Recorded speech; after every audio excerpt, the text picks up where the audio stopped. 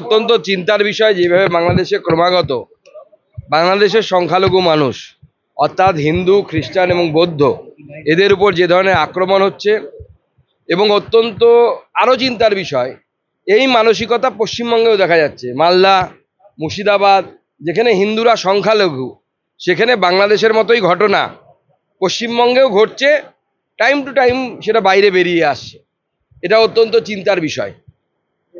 আপনার ওই viral audio clip পুরো রাজ্য হিলিয়ে দিয়েছে দাদা। অনুব্রত মণ্ডলের মতো দুর্দান্ত প্রধান নেতা, তাকে ক্ষমা চাইতে হয়েছে, আজকে তাকে থানায় পুলিশ ডেকে পাঠিয়েছে, পুরো খেলা ঘুরে গেছে। তো আপনার একটা দেখুন, আমার মনে হয় ক্লিপে শুধু খেলা ঘোরেনি, ক্লিপের সাথে সাথে মমতা বন্দ্যোপাধ্যায় এখন এই মুহূর্তে অনুব্রত মণ্ডলকে ছেড়ে কাজলের কোলে চাপার চেষ্টা করছেন।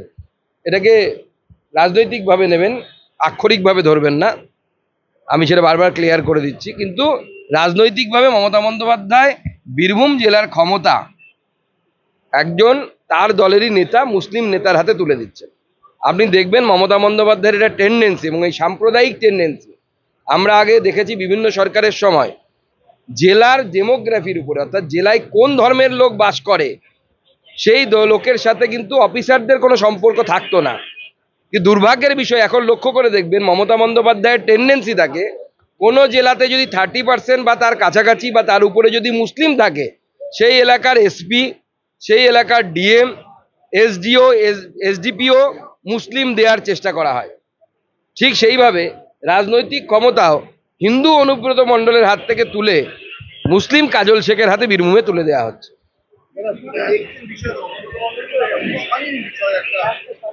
না, অত্যন্ত, দেখুন, অত্যন্ত জঘন্য ভাষা। সে নিয়ে অনুব্রত মণ্ডলের সাথে আমাদের কোনো সিম্প্যাথি নেই। কিন্তু আমার বক্তব্য, আপনারা যদি ভেবে থাকেন যে শুধু অনুব্রত মণ্ডলই পুলিশের সাথে এইভাবে কথা বলে, তাহলে আপনারা মূর্খের স্বর্গে বাস করছেন। তৃণমূলের 90% নেতা পুলিশ অফিসারদের সাথে এইভাবে কথা বলেন। একবার খোঁজ নিয়ে দেখুন, আমি বেশি কিছু বলবো না। মুখ্যমন্ত্রী আইএসদের সাথে খেপে গেলে কোন ভাষায় কথা বলেন সেটারও একটু খোঁজ নিয়ে রাখবেন।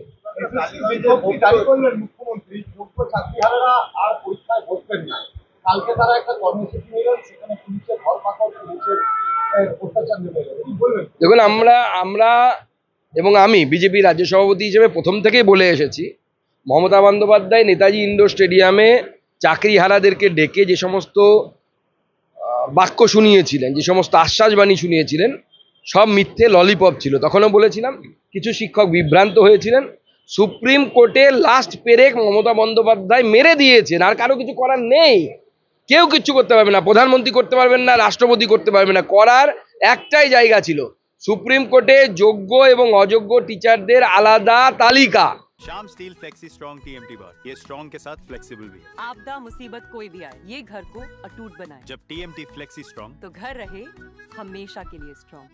দেয়ার দায়িত্ব ছিল রাজ্য সরকারের এসএসসি দেয়নি। ঠিক যেমন আগেকার দিনের বাঙালি মহিলারা ভাসুরের নাম, শ্বশুরের নাম মুখে নিতেন না, ঠিক মমতা বন্দ্যোপাধ্যায় এবং তার দলবলের লোকেরা তাদেরকে যারা টাকা দিয়েছে, মাল করে দিয়েছে, তাদের নাম আনছেন না, তাদের লিস্ট দিচ্ছেন না। কোর্টের কাছে না দেওয়ার জন্য এই সমস্ত যোগ্য শিক্ষকদের আবার পরীক্ষায় বসতে হচ্ছে। এবং আমি বলছি যে কারো পক্ষে এইভাবে 10 বছর চাকরি করার পর, 7 বছর 8 বছর চাকরি করার পর পরীক্ষা দিয়ে পাস করা সম্ভব না। আমাকে যদি এখন পরীক্ষা দিতে বলে এসএসসি, আমি একসময় এসএসসি কোয়ালিফাই করেছিলাম, নেট কোয়ালিফাই করেছিলাম, কিন্তু এখন যদি বলে যে পরীক্ষা দিন, আমি পারবো না, সম্ভব না সেটা পারা। আজকে রাত্রিবেলা আসছেন আমাদের স্বরাষ্ট্রমন্ত্রী। তাহলে কি 2026-এর সলতে পাকানো বিজেপি সাংগঠনিক স্তরে? ও তো প্রধানমন্ত্রী সভা থেকে শুরু হয়ে গেছে। সাংগঠনিক স্তরে মাননীয় গৃহমন্ত্রী সমস্ত মণ্ডল সভাপতি ও মণ্ডলের কার্যকর্তাদেরকে নিয়ে উনি বসবেন। কর্মীদের মধ্যে উৎসাহে কর্মীরা ফুটছে, এবং আমি পরিষ্কার, আমার পার্টির নেতারা আমরা সবাই বলে দিয়েছি, বাংলার জনগণকেও এই বার্তাটা দিতে চাই, এবারকার ভোট, এবারকার ইলেকশন শুধুমাত্র বিজেপির সরকার তৈরি করার ইলেকশন নয়, বা তৃণমূল কংগ্রেসকে হটানোর ইলেকশন নয়। হিন্দু বাঙালির ঘটি, বাটি এবং ইজ্জত, সম্মান, এই তিনটে বাঁচানোর শেষ লড়াই। এবার যদি আমরা না করতে পারি, তাহলে আগামী দিনে মুর্শিদাবাদের মতো আপনার আমার বাড়ির বউ মেয়েদেরকে ছাদ থেকে লাফ দিয়ে পালাতে হবে ইজ্জত বাঁচানোর জন্য, জেহাদিদের হাত থেকে। পরিষ্কার বার্তা। এই প্রক্রিয়ার মধ্যে দিলীপ ঘোষকে এক করতে চান, আপনার চিন্তা আছে? দিলীপ দা আমাদের পার্টির নেতা, কিন্তু উনি সর্বভারতীয় সভাপতি পদে লাস্ট ছিলেন। অতএব ওনার বিষয়ে সিদ্ধান্ত নেওয়ার ক্ষমতা সুকান্ত মজুমদারের নেই। সর্বভারতীয় স্তরেই সমস্ত সিদ্ধান্ত হবে। আজকেও ডাক পাননি, কালকে সেটা পরে আপনারা জানতে পারবেন কি হয়েছে।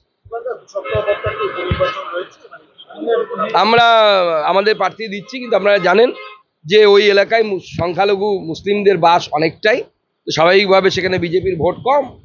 আমরা অস্বীকার করি না এটা, কিন্তু বিজেপি ফুল শক্তি দিয়ে লড়বে এবং আমার বিশ্বাস যদি বামপন্থী কংগ্রেস এরা যদি আলাদা আলাদা প্রার্থী দেয় তাহলে বিজেপির জেতার সম্ভাবনাও আছে। আগের দিন মকড্রিল হয়েছিল, অপারেশন সিন্দুর হয়েছিল সেই রাতে, আজকে মকড্রিল 2 কি হবে আজকে? দেখুন, আমি শুধু এই বিষয়ে ভবিষ্যৎবাণী করব না, আমি শুধু এটুকুই বলবো যে সিঁদুরদান যখন হয়েছে অপেক্ষা করুন, বাসি বিয়েও হবে, ফুলসজ্জাও হবে, আগামী দিনে বাংলাদেশের ভাইও হতে পারে।